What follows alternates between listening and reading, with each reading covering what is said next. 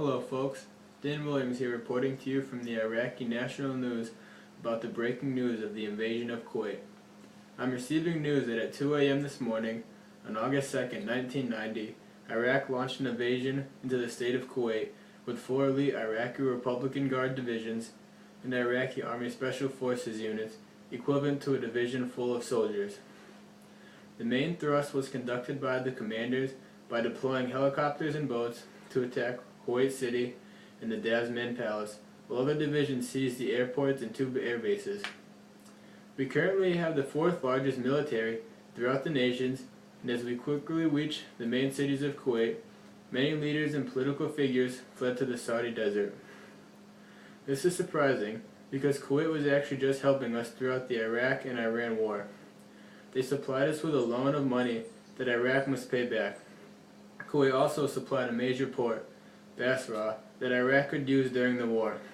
However, when the war ended, the friendly relation turned sour for economic and diplomatic reasons, which resulted into the invasion. Some say that the main reason for invading Kuwait is that once they asked for their money back, the Iraqi leader, Saddam Hussein, accused them of slant drilling and stealing our petroleum. Even though some sources indicated Saddam's decision to invade several months before, we are responsible for starting the invasion, but I am told that we have a strong reason to attack.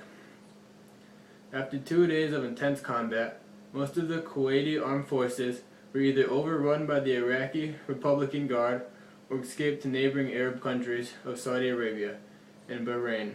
The ruler of Kuwait's brother was shot, killed, and then run over by a tank trying to defend his palace.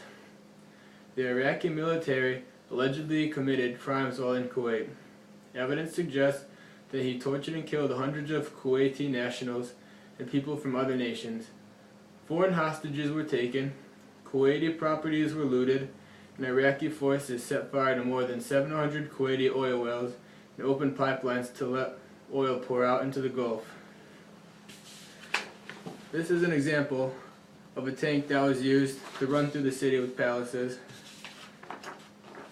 The man on top is Saddam Hussein, the leader of Iraq.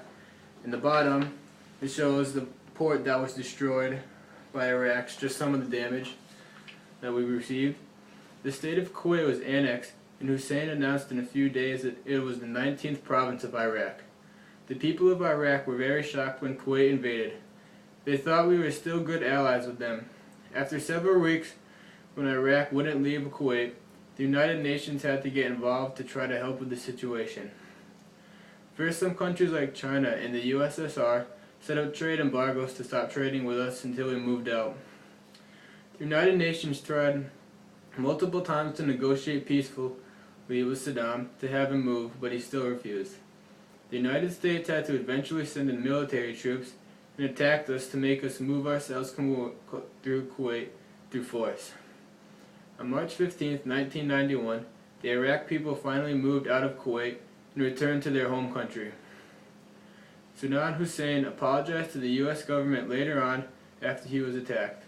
A few years later, the Palestinian leader also apologized for supporting Saddam during the invasion. With all this fighting, the future doesn't look good for the Middle East with all this fighting and killing. There is a lot of tension and mistrust throughout the countries, and an outbreak could happen at any second due to different religion or land issues.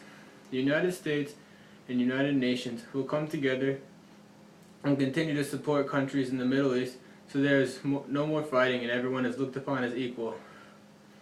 Thank you for your time and listening to the Iraqi National News about the invasion of Kuwait. I'll be sure to report any other news I am told about. Have a great day.